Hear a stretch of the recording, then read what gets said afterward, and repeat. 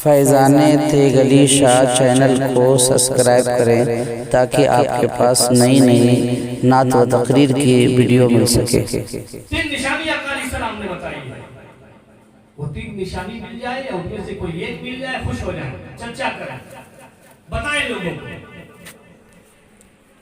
और अगर न मिले तो खामोश रहिए, चुप रहिए, बोलने की जरूरत नहीं है। जिंदगी भर तो हमने खींचातानी किया है, अब मर गया बेचारा, अब छोड़ दीजिए। अब उसने जो किया वो पालेगा। अब बुराई करके उसका ना आप कुछ बना सकते हैं, ना बिगाड़ सकते हैं।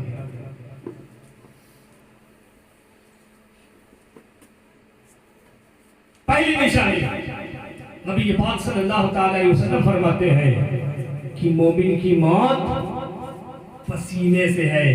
प्यार से कह दीजिए सुभान अल्लाह। मोमिन की मौत पसीने से है। नबी पाक फरमाते हैं जब किसी का इंतकाल हो और उसके माथे पर पसीना नजर आए तो समझ जाना उसका खात्मा ईमान पर हुआ। इनको बहुत डिस्टर्ब कर रहा है।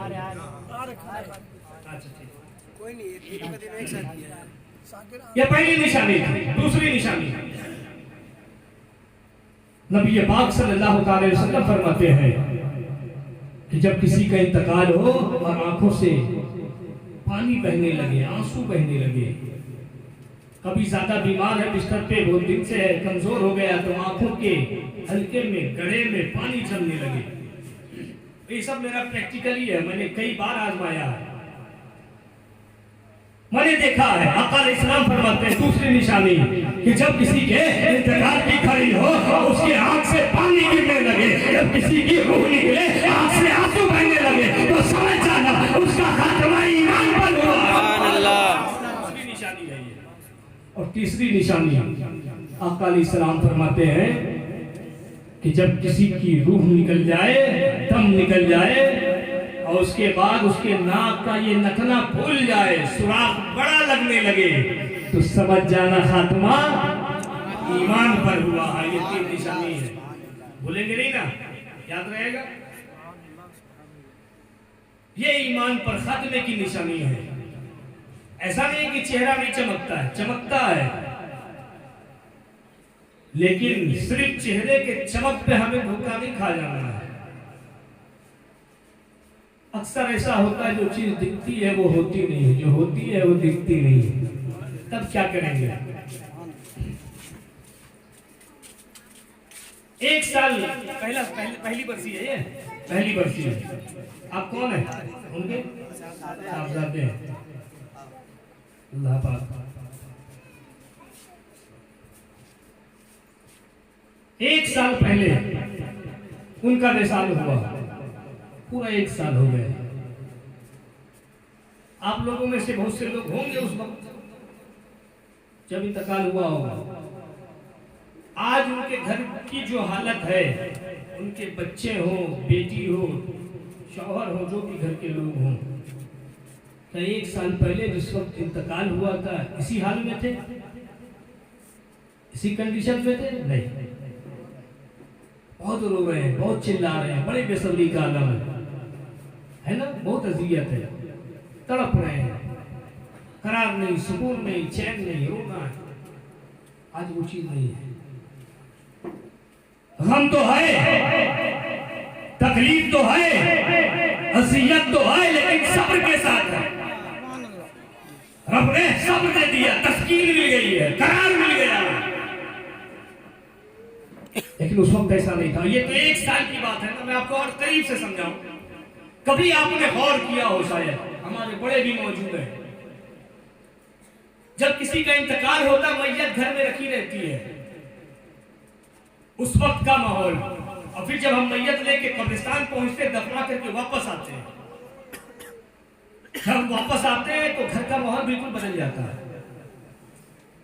अभी जो जाने के वक्त जो बेकरारी थी, बेचैनी थी, बेसब्री थी, रोना चिल्लाना जो था, अब जब हम दफना करके आए हैं तो करार मिल गया है, तस्कीन मिल गई है, सब्र मिल गया है।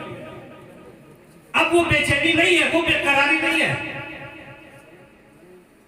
तकलीफ है, आंसू बह रहे हैं, लेकिन सब्र के साथ है। आखिर ऐसा क्यों होता है? 2 दिन घर में मैयत रखी रह जाए, रोते रहेंगे, चिल्लाते रहेंगे, बेसब्री है, बेकरारी है, सुकून नहीं, इत्मीनान नहीं है। लेकिन 2 घंटा नहीं हुआ है, हम दफना के आते हैं तो करार मिल गया, सुकून मिल गया। ऐसा क्यों होता है? रब्बे करीम फरमाता मैंने बंदों पर 3 बड़े एहसान किए हैं। देखेंगे रब्बे करीम फरमाता मैंने बंदों पर 3 बड़े एहसान किए हैं। रब्बे करीम के एहसानात को कोई गिन सकता है क्या? शुमार कर सकता है? अनकाउंटेबल है, कोई गिन नहीं सकता। रब्बे करीम ने हाथ पांव दिए, नाक कान दिए, आंखें दी, जिस्म दी, हुस्न जमाल दिया, ये सब एहसान है। जमीन और आसमान दिए, चांद सितारे दिए, एहसान है। माँ बाप भाई बहन दिए, उस्ताद दिए, एहसान है। इसके एहसान को कौन गिन सकता है? लेकिन इन एहसानों में रब कहता मैंने 3 बड़े एहसान किए। वो 3 बड़ा एहसान क्या है जो सबसे बड़ा? रब्बे करीम फरमाता है मैंने अपने बंदों पे 3 बड़े एहसान किए। पहला, मैंने अपने बंदों पर पहला बड़ा एहसान ये किया कि दाने में घुल लगा दिया, अनाज में घुल लगा दिया। हम कहेंगे इसमें एहसान की क्या बात है? हमारी तो समझ ही में नहीं आ रहा। दाने में घुल लगे, अगर अनाज में घुल लगे हैं तो ये तो हमारे लिए परेशानी की बात है। हमारी माँ बहनें बैठी है, उनको परेशानी हो जाती है, चूनो, फटको, छानो, सुखाओ, भिगाओ, झमेला है। एक बोरा गेहूं रखा, चावल रखा, आधा बोरा हो गया, आधा घूम खा गया, तो हमारे लिए तो परेशानी है ना। इसमें एहसान की बात क्या है? लेकिन परवरदिगार फरमाता है कि मैंने बंदों पर पहला बड़ा एहसान ये किया कि दाने में घुल लगा दिया, अनाज में घुल लगा दिया। अगर मैं दाने में घुल न लगाता तो जितने उमरा है, इतने रोसा है, जितने बड़े बड़े लोग हैं, अपने अपने घरों में, अपने गोडाउन में, अपने स्टोर रूम में दाना को स्टॉक कर लेते, अनाज को जमा कर लेते, गरीब भूखे मर जाते, गरीब खाने को तरस जाते। तो मैंने बंदों पर पहला बड़ा एहसान ये किया कि दाने में घुल लगा दिया ताकि गरीब की शान से दाना खा ले। पहला बड़ा एहसान। दूसरा, रब्बे करीम फरमाता मैंने बंदे पर दूसरा बड़ा एहसान ये किया कि मुर्दे को सड़ने वाला, गलने वाला बनाया। फिर हम सोचेंगे इसमें एहसान की क्या बात है? हमारी समझ में तो आता ही नहीं। मुर्दा सड़ने वाला, गलने वाला है तभी तो। अगर शाम में इंतकाल हो गया, कल दफनाना है, गर्मी का महीना है, बर्फ लेके आओ, बर्फ को लाना परेशानी, उसको लगाना परेशानी, उसको बहाना परेशानी, पैसा अलग खर्च होता है। और नहीं तो फिर ठंडे घर में रखिए। एहसान क्या है? तो हमारे लिए परेशानी है, अज़ियत है, तकलीफ है। लेकिन रब फरमाता है मैंने बंदों पर दूसरा एहसान नहीं, बड़ा एहसान किया कि मुर्दे को सड़ने वाला, गलने वाला बनाया। अगर मैं मुर्दे को सड़ने वाला न बनाता, गलने वाला न बनाता, तो फिर कोई भी अपने अजीज को दफनाना पसंद न करता, सब अपने अपने घरों में रख लेते। फिर ऐसा होता कि घर में मुर्दे ही मुर्दे रखे रहते, जिंदों को रहने के लिए जगह न मिलती। और जब घर में मुर्दा रखा रहता तो हम हमेशा दाता रहता। हो नहीं सकता है कि बेटे की लाश रखी हो और वहां हस्ती की नजर आ जाए। तो मैंने बंदों पर दूसरा बड़ा एहसान किया कि मुर्दे को सड़ने वाला, गलने वाला बनाया। कि मुर्दे को दफना दिया जाए और गम हमेशा ताजा न रहे। किसी बेटे की लाश रखी हो, 10 साल रखी हो, क्या माँ हंसती भी नजर आएगी? हो नहीं सकता। और 10 साल तो वो जी नहीं पाएगी अगर लाश रखी हो।